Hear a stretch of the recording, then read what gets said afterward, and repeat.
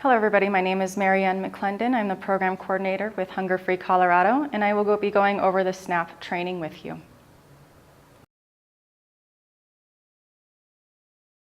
We are here today to talk about the needs of your clients and how to respond to them. We'll go over the process, the eligibility rules, and the basic application process. And we will go over the basic eligibility questions that clients may have.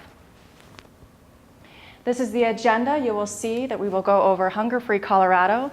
We'll introduce some of the barriers that clients experience, how SNAP is the first line of defense, the application process for SNAP, the eligibility requirements, and how to apply for the SNAP program. At the end, I will also explain some of those resources that are available to you.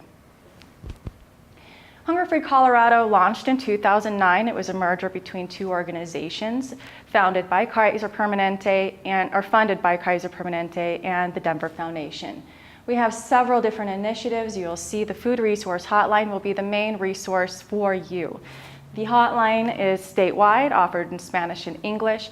We will help screen for all federal nutrition programs, can help with ongoing assistance, help with redeterminations and change reports, and be your support line when you have eligibility questions as well. We also have the SNAP Outreach Initiative, which is part of this program that I'm showing you today, doing the trainings to community partners such as yourselves. We also go out and talk to the organizations about how they could collaborate their efforts with ours. We also have mobile outreach, where our mobile outreach lead, Nympha, goes out to do applications at medical facilities such as Denver Health and WIC locations. Our policy and advocacy department helps to streamline those policy efforts that we have. We are working right now to make sure that the counties working together and make sure that they have everything according to the USDA. The Colorado Food Pantry Network is a group of about 87 organizations right now that go around and teach each other about best practices and how what they've learned and what they might learn from another organization. What is SNAP? SNAP is formerly known as food stamps. We know it as a Supplemental Nutrition Assistance Program. This helps low-income families meet their financial needs so that they can be able to purchase groceries. This is intended to be supplemental, not to fill all of the grocery cupboards or the cabinets in your kitchen. We find that people range from a minimum of $16 to a maximum of $194 for a household of one. Going into the EBT card, which is the Quest card. This is a debit card that people can use at the grocery store. They choose their PIN at the Human Services location and are able to purchase any food item that has a nutritional value. You can learn about what items are allowed through the USDA website. It will not allow you to purchase hot items, however. It has to be items that you have to cook and prepare at home. The program is 100% federally funded by the USDA. It is not state funded. Money comes through this USDA and is funded throughout to the states. The states have a certain number of people that are eligible and not enrolled, so there is quite a bit of money left on the table that Colorado is not using, but through our efforts and your efforts, hopefully we can meet that gap. You'll see here that in this pie chart, this is the characteristics of what a SNAP household looks like. You'll see that 74% of the individuals are elderly, disabled, or children.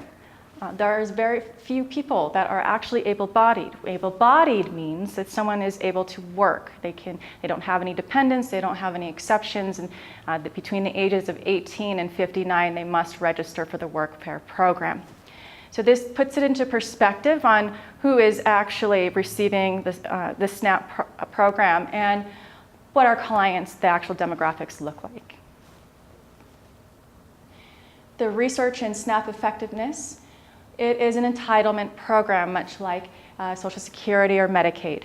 There's no block grants on this program if it's open for anybody who is eligible for the program. Food stamps keeps people off of welfare. The average length someone is on food stamp program or SNAP is 9 months. This program is meant to help people lift them out of poverty and get them into work. There is the work fair program, which I mentioned earlier. People must register for work, and they must have suitable work, and then eventually they will fall off the program. SNAP has rigorous quality control than any other benefit program. This means that we have about 1.3% fraud rate, which is virtually nothing. Most people think that there is quite a bit of fraud with the SNAP program, which is inaccurate. Anytime people will say, well, so-and-so is using this card and they shouldn't be, or they shouldn't be getting benefits because they are getting money from so-and-so, that is caught by our systems, the way that we have it in place. And when it is, it's reported to the federal and state claims collection and will come out of that person's state income tax. So we have very few people who are committing fraud and getting away with it. SNAP in Colorado, we know that there is a need. We're at 45th in the nation for participation. We were at 50th, but 45th is where we stand now, and that is through the help of community-based organizations such as us and all of you, and the efforts of the counties as well in their SNAP outreach efforts. In 2013, you'll see 733,080 Coloradans have experienced food hardship. That is a huge percentage, and there are many reasons why there are gaps and why we can't reach all of these people. Again, this is through education, knowing what the rules and regulations are, what the eligibility requirements are, and educating your clients as you meet them. More than 14% of the people that are on the SNAP program are working families. They do not have enough food to meet their basic needs. That's 1 in 7. According to the USDA, only 59% of Coloradans are participating who are eligible in the SNAP program. So we're missing a gap, definitely. It's going to take us a while to get there, but the average nationally is 75%. 74%. We also have the county impact reports, which you will find on our website. What this means is you will be able to see what's happening in your county with the county human services offices, where they're at in processing the applications, what their EB&E rate is, which is the eligible but not enrolled population for people on SNAP, and then the processing time. So if they're processing and denying, and then there is a churn if these clients have to go and reapply. So we've had our consultant work on those county impact reports for every county, 64 counties in Colorado, to show you where your county stands.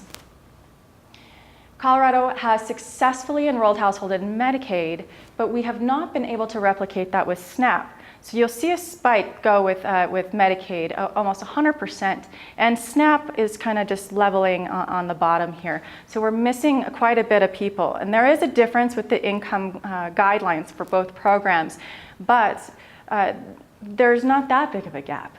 So most of the people that are receiving Medicaid would also then be eligible for SNAP, and we're not enrolling them in both at the time when they go to apply for Medicaid. It has a positive impact. It has a positive impact on the client, on the community, on our economy. It helps the client access nutritious foods. It helps with their dietary needs. If someone is diabetic, then they can go to the grocery store and get the proper foods to meet their diet. There's less times when they may have to go to see a physician because they're able to meet their dietary restrictions through having that supplement.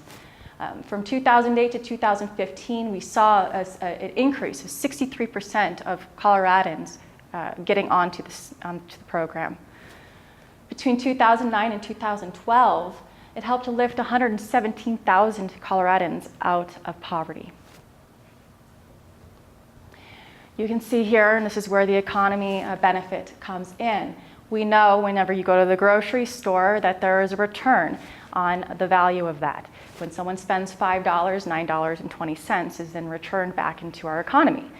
This doesn't just have an impact on dollars, but jobs, on farmers, on making sure that our grocery stores don't go out of business. SNAP reduces the demand on emergency food services. So the food pantries will see less times when clients will come in if they're on the SNAP program. If they're receiving SNAP, then they may not have a need to go pick up a box of food at the emergency or the food pantry, and your services can be utilized for other resources.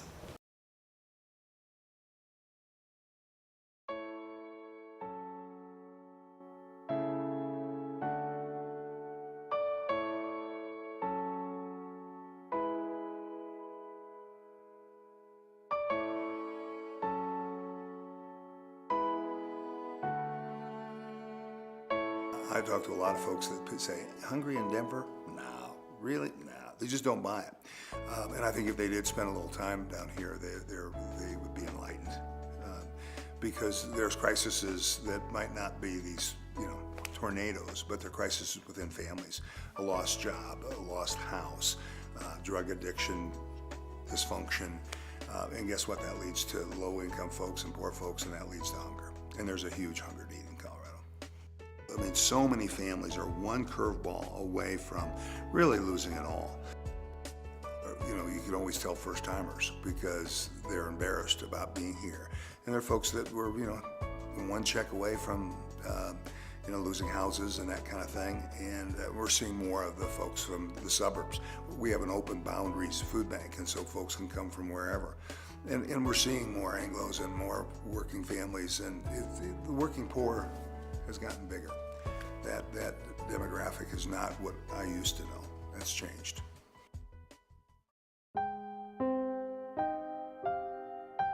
It's really hard as a mom to hear your children say, "Mom, there's nothing to eat." That's a really difficult thing to hear. It was hard for me initially to go to a food bank because, pardon my judgment, but I didn't feel like I looked like somebody who needed to be at a food bank. So I had a big humility pill to swallow. And I remember standing in line for the food bank, and I was dressed for work, and I had on a skirt, and I had on heels, and I thought, I don't belong here. I work really hard. I do have several jobs right now. My main job, I'm a bridal consultant, and I also work at Red Rocks. And I do have a cake decorating business that I operate out of my home. But right now, it's not enough. It's not enough to provide enough food for our family, even working 2 jobs and a third from my home.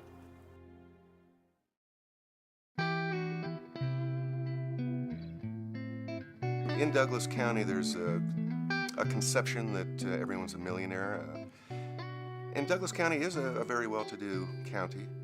Most people don't recognize the fact that there are over 4,000 kids in the free lunch program in the county. For the most part, we're dealing with middle-class families that in the past, they were always donors to charities. It's very hard for them to come to us for assistance or to come to anyone for assistance. I mean, we have architects and doctors and law enforcement and fire personnel. I mean, this is the people who live next door to you. These are working professionals that their jobs went away. These aren't second-class citizens, these are our neighbors.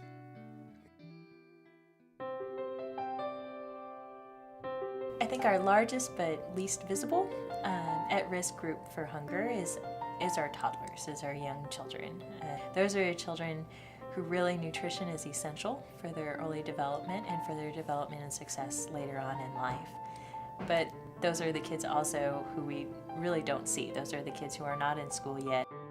All of our kids are referred for issues of what we call failure to thrive, or basically not following the growth chart for their age, for their weight.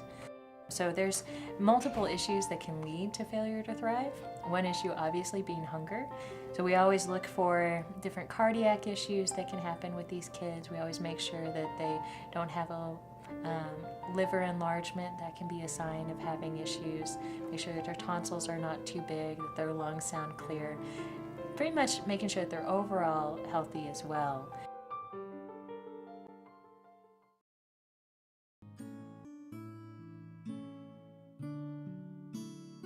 I am a 6th grade teacher at Mulholm Elementary, which is in Jefferson County, Colorado.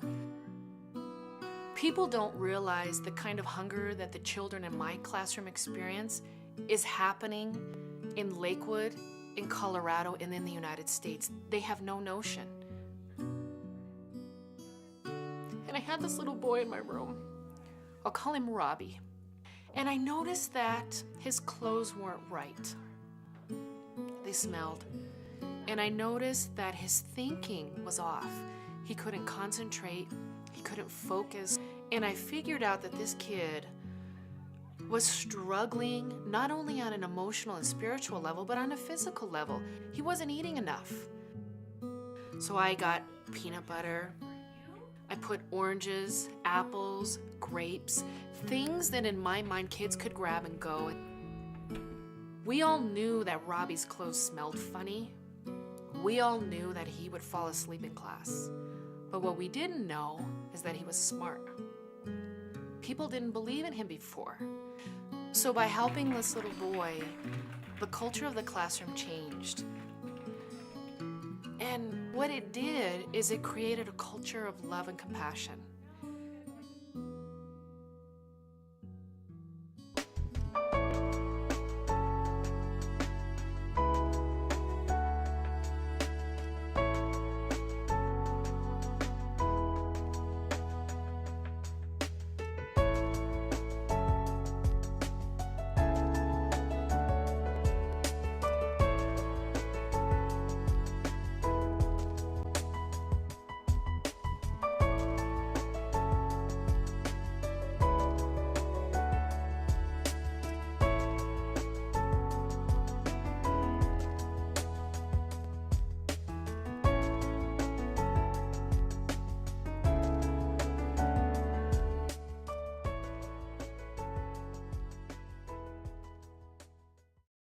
So now we're going to go into some learning checks to make sure that you were able to retain some of the knowledge of the information that I had just presented to you.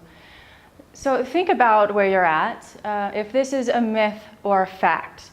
People who get SNAP work. Is that a myth or is that a fact?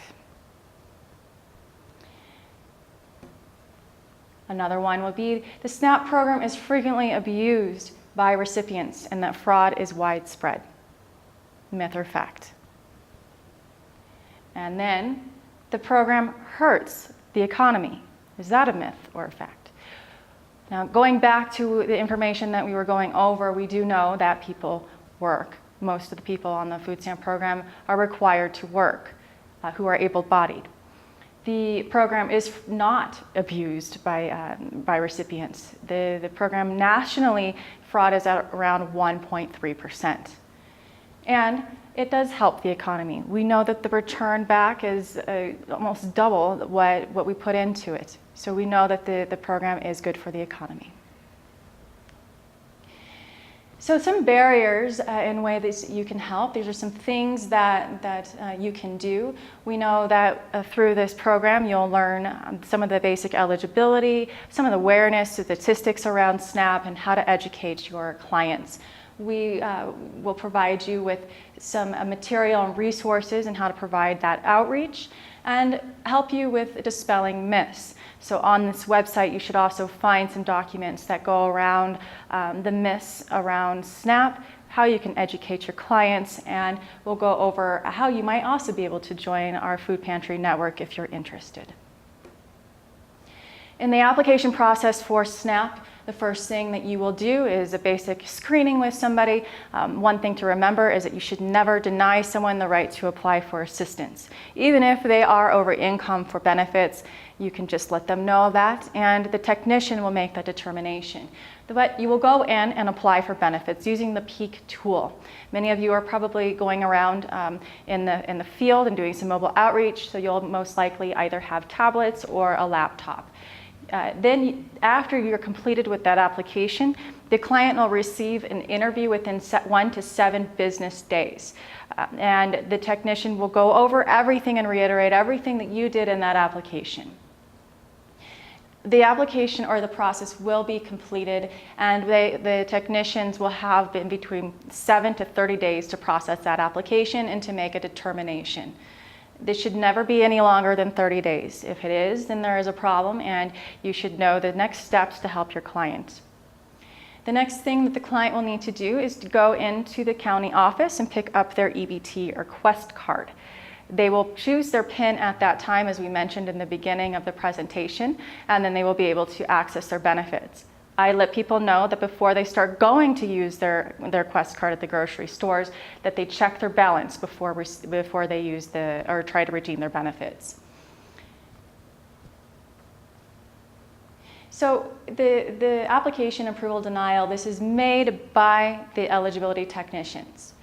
It is determined based on household size, income, residency, citizenship, and the household composition.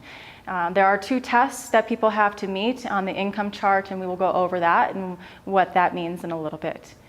The people, for example, if residency and U.S. citizenship, if someone moves to the state, they do not have to be a resident here for a year as you might have with other programs. They are immediately eligible to receive food assistance if they're within the income guidelines. Citizenship is someone is a legal permanent resident for 5 years and they're eligible to receive benefits. If they're a refugee or an asylee, they're eligible within 7 expedited assistance. Here are some do's and don'ts. Don't use language and say that that you are or that you will qualify. Don't tell them what you think or perceive what their benefit amount is. You leave that up to the technician. You make sure to let them know and encourage them to apply. Don't turn people away once again. And then use language such as, it looks as though you may be eligible. This helps make sure that you're not liable legally for anything there. There is a SNAP calculator that is going around that if you have it, use it as for your own guide. Don't show it to the client. This really upsets the client when they see that they may be receiving something more and then they end up getting something less. We'll go into the redetermination, and the redetermination, when it comes across to the client, it's the first cover letter says, notice to reapply.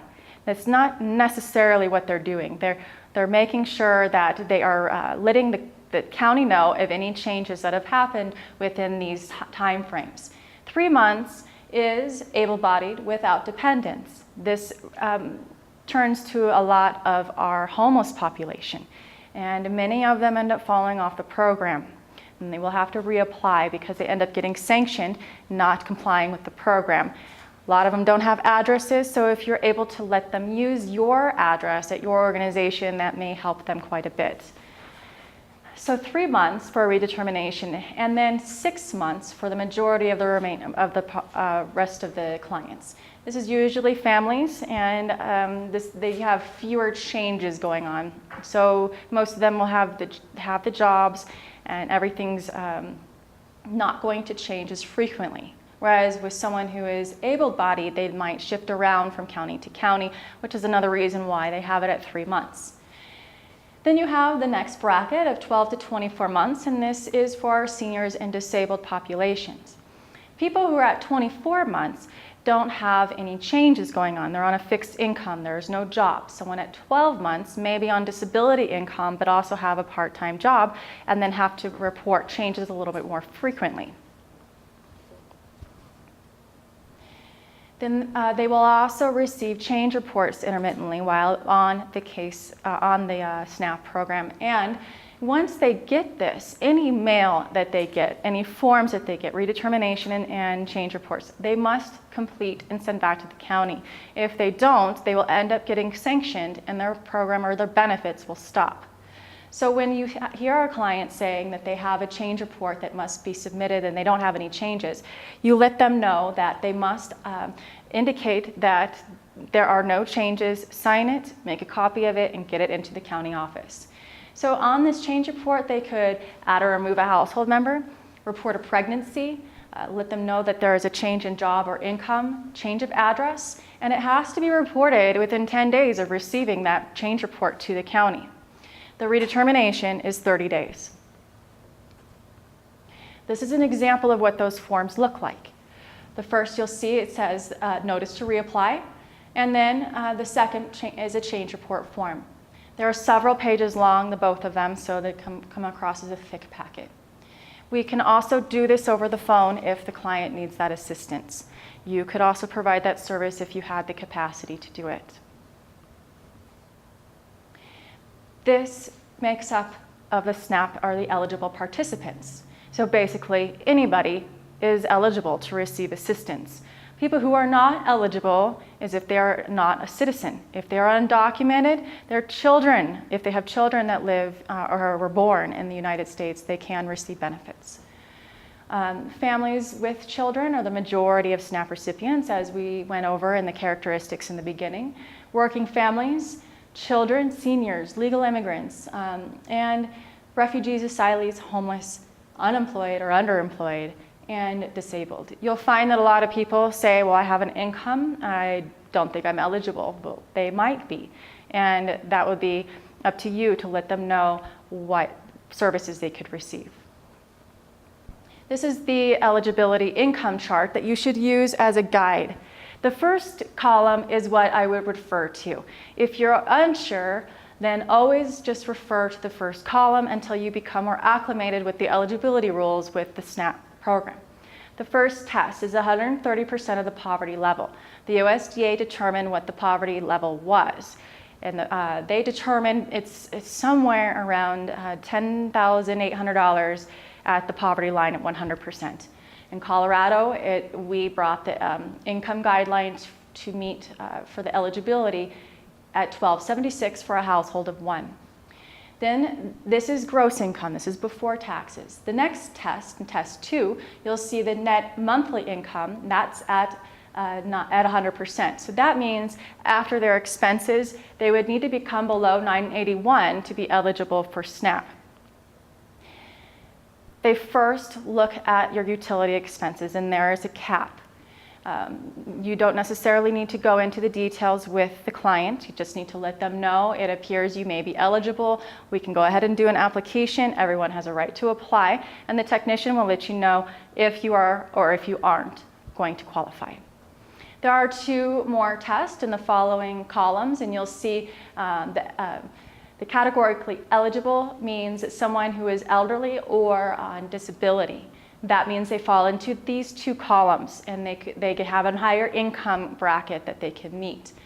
The first one is 165%. This is someone who is applying in the same household but is separate. So if you have 2 seniors in the home, then they can apply separately if they have 2 separate diets and they don't share food together. Then there is a next test over, and this is for individuals that are applying on their own at 200%.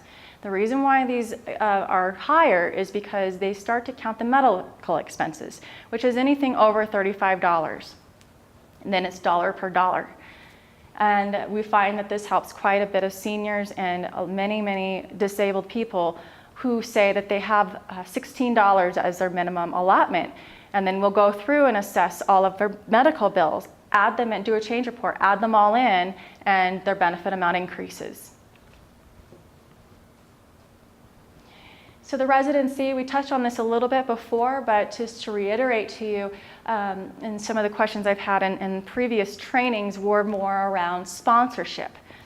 When someone is here for 5 years as a legal permanent resident, they have to have a sponsor. That sponsor's income counts towards their benefits.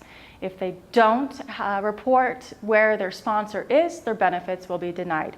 This is lifelong. They have to continually report this every 5 years. If they don't, unfortunately, the county cannot do anything. They must find where their sponsor is. They can put a request in and get a different sponsor, or they can work on getting their U.S. citizenship. And if you get those resources, you can let them know what numbers to call and how to go through that process. Another one would be children that are people that are under the age of 22. If they're under the age of 22 and living with their parents, they have to be on their parents' case. Their parents' income counts. This is a USDA law. These are not state laws. The state cannot change these rules, unfortunately. This affects a lot of college students. So you have a lot of college students going to school, maybe not necessarily living with their parents, but they're under the age of 22.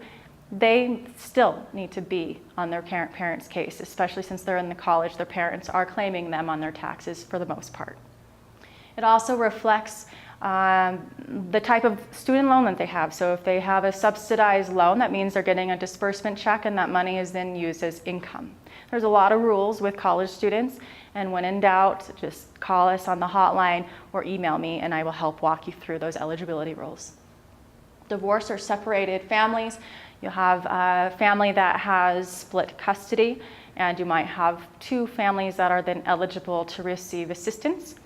With 50-50, it is whoever applies first. If you have a family that has 60-40, then it's and the person that has the children 40% of the time goes and applies before the 60%.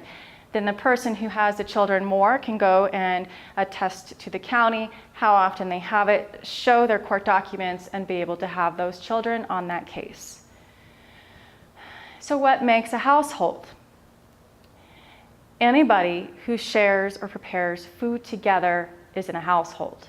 If your roommate prepares food with you, buys food with you, then that person can be on that case.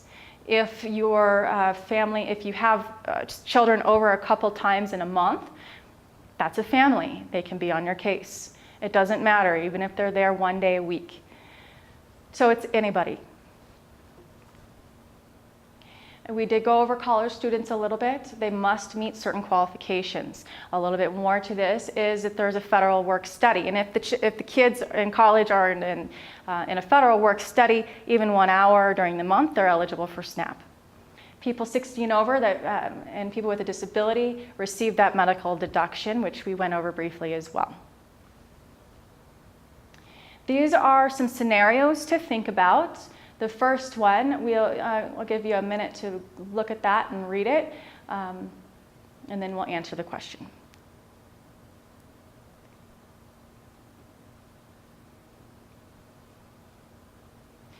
So Jane is a single parent and a full-time college student with one child who is 10 years old.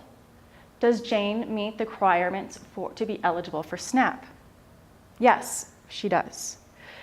Because she's in college, she's full-time in college, and her exception, we don't know her age, we don't know the details, but we do know, and we can assume what's happening, that she has a 10-year-old child. That is an exception to the program. This means even though she's in college, and if she is under the age of 22, she would be eligible for SNAP. George is a full-time college student with no dependents. He works a work-study job on campus for 5 hours a week. Does George need to participate in the work program? No, he doesn't. So as we mentioned before, if a college student is in a work study, they're eligible for SNAP. They do not have to participate in the work program. They are exempt. Jesse is employed, making $1,500 per month, and has a child with a disability. However, Jesse is not a citizen.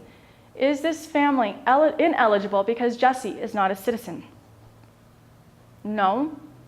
So he has a child with a disability at $1,500, and if you go back and look at the income chart, it shows that someone with a disability falls into a higher income bracket. So Jesse's income counts, but it will be then considered for a household of 1, not 2, and Jesse would not be able to get benefits, but his child would. So there are different options to apply for SNAP. There's the PEAK, which is our preferred option, and we can go online and do this. It's a lot more efficient for the client, for you, for everyone involved. One of the major reasons that doing this on PEAK is better than a paper application or going into the office is because it is looked at within 7 days. The counties look at this as expedited. You can have them call our resource hotline. We are the only organization statewide that is allowed to do the application over the phone, and we're approved at the USDA. You can go to application assistance sites, you can call our hotline, and you can find out where the clients can do the application if you are at the capacity and cannot do any more applications. Or the single purpose application, which is the paper application. Also, you can let clients know to go to their local county office. There are times when having the client go to the local county office is in their best interest, because if the client is homeless and doesn't have an address, doesn't have a phone number, and they may be able to walk out with benefits that same day. This is what the PEAK website looks like. I think it might have been modified slightly since we uploaded this image, but this gives you an example of what the application tool will look like. And how you can help continue to expand your knowledge, call us, join us on the Wednesday technical assistant calls that we have, and I can help answer those eligibility questions. Proactively engage your clients, offer them the food assistance and the application support, continually to engage them and let them know that you're there for their needs and support. Check the eligibility. There is a tool in Peak that you can go through to see how the application process works, and to check the eligibility status to see if maybe they are eligible for other programs that you're not familiar with. And if income is too high and you've let the client know and they've accepted it, you can always have them call us and we can refer them to other resources. We do screen for all federal nutrition programs. We have over 1,100 resources statewide. We help in Spanish and English. We will let them know, regardless of what their household composition looks like, we will let them know where they can get a box of food. So explain the programs that are available, the food, cash, and medical. Complete the Peak application online. Explain the next steps to the client, inform them of other resources available to them, and refer them. So this would be the process that you would take. What we do on the hotline is we don't just do the application for them. We will tell them exactly what process to take, what to expect, where to go, what verifications to provide, when or approximately to when to receive the call from the county office, how often they might have to do a redetermination, and what other program requirements are going to be made of them, such as the workfare program. If we inform the client as much as you possibly can, this helps relieve some of those barriers. A lot of times people have transportation issues. I would connect with some of the resources around you to find out how you might be able to relieve those barriers for your clients. These are some of the resources that are available to you. You can click on each of these links and it will take you to the resources that you will need. There is additional training through Peak, and there are also guides that you can print out to help you follow along. There's the U.S. eligibility tool, and this is also a calculator to give you an idea of what the client might receive in their food stamp benefits. Again, don't tell the client what that benefit amount is. There are also hotline cards and additional food resources that you can get through Hunger Free Colorado. And USDA outreach material, there's just free material that can be sent to you. They offer a USDA envelope, and you can check the boxes on the front of that envelope, hand it to the client and let them know, gather along your verifications, put them in this and take it to the county. Thank you very much. Your participation will increase the efforts that we are doing and help get people out of poverty. Thank you very much.